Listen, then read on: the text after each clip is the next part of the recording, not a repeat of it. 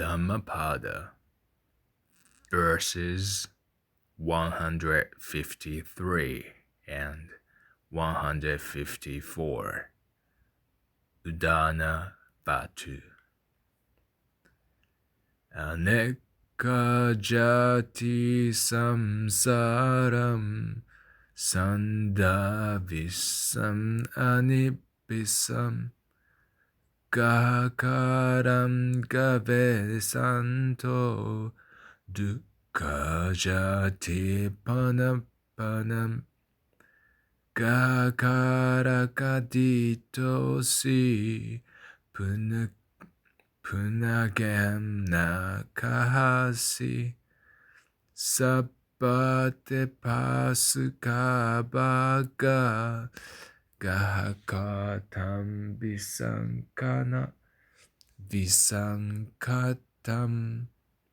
visankaragatam chitam tanhanam kai yamabijaga. Verse 153.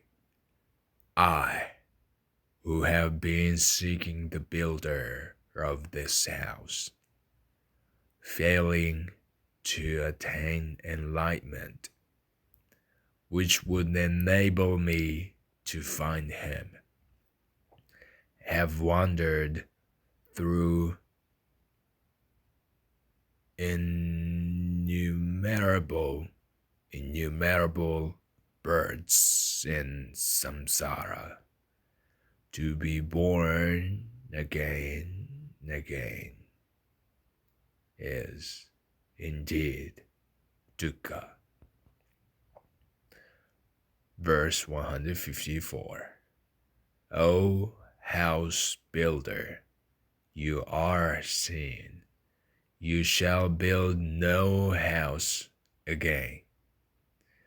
All your rafters are broken. Your roof tree is destroyed. My mind has reached the unconditioned. The end of craving has been attained.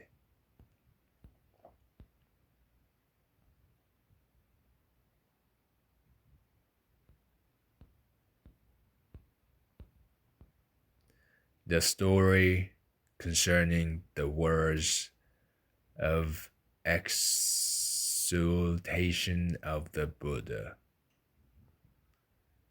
These two verses are expressions of intense and sublime joy felt by the Buddha at the moment of attainment of supreme enlightenment.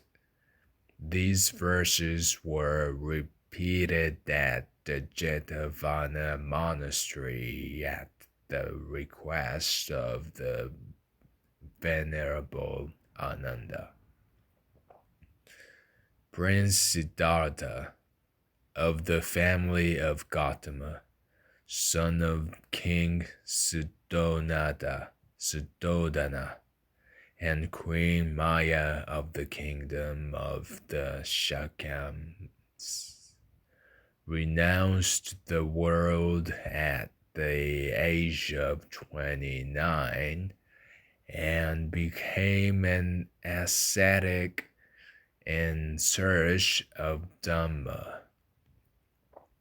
For 6 years, he wandered about the valley of Ganges, approaching famous religious leaders, studying their doctrines and methods.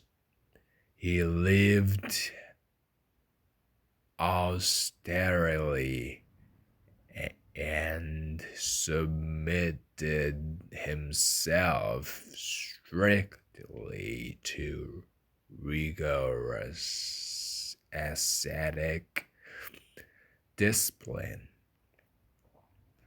but he found all these traditional practices to be unsound. He was determined to find the truth in his own way. And by avoiding the two extremes of excessive sensual indulgence and self mortification, he found the middle path, which would lead to perfect peace, Nibbana. This middle path is a noble path of 8 constituents, viz., right view, right thought, right speech, right action, right livelihood, right effort, right mindfulness, and right concentration. Thus, one evening, seated under a bo tree on the bank of the Narajara River, Prince Siddhartha Gautama attained supreme enlightenment at the age of 35. During the first watch of the night, the prince attained the power of recollection of past existences, and during the second watch, he attained the divine power of sight.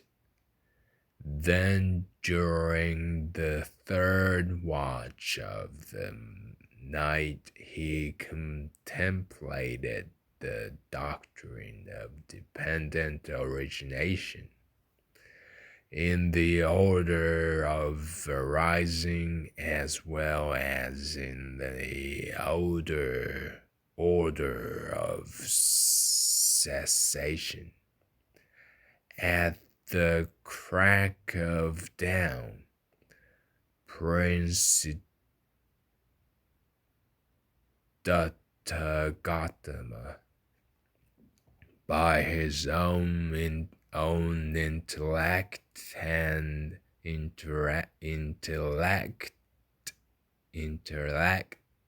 and insight, fully and completely comprehended the Four Noble Truths. The Four Noble Truths are the noble truth of dukkha, the noble truth of cause of dukkha, the noble truth of the cessation of dukkha, and the noble truth of the path leading to the cessation of dukkha. There also appeared in him, in all their purity, the knowledge of the nature of each noble truth, knowledge of the performance required for each noble truth, and the knowledge of the completion of the performance required for each noble truth. And thus he attained the Sabbantanana, of the Buddha, of a Buddha. From that time, he was known as Gautama the Buddha. In this connection, it should be noted that only when the Four Noble Truths, under their three aspects, had become perfectly clear to him that the Buddha acknowledged in the world of man, the world of devas, and that of Brahmas, that he had attained the supreme enlightenment and therefore had become a Buddha. At the moment of the attainment of Buddhahood, the Buddha uttered the following two verses. Verse 153. I, who have been seeking the builder of this house, failing to attain enlightenment, which would enable me to find him, have wandered through innumerable births in samsara. To be born again and again is indeed dukkha. Verse 154. O house builder, you are seen. You shall build no house again. All your rafters are broken. Your roof tree is destroyed. My mind has reached the unconditioned, the end of craving has been attained.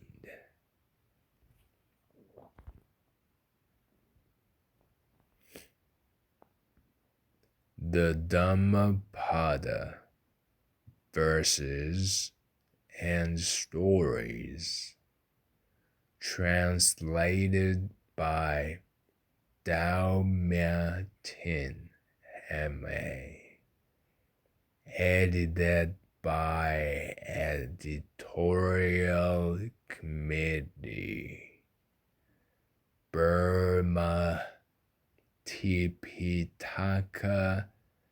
Association, Rangoon, Burma, 1986. Courtesy of Nibbana.com.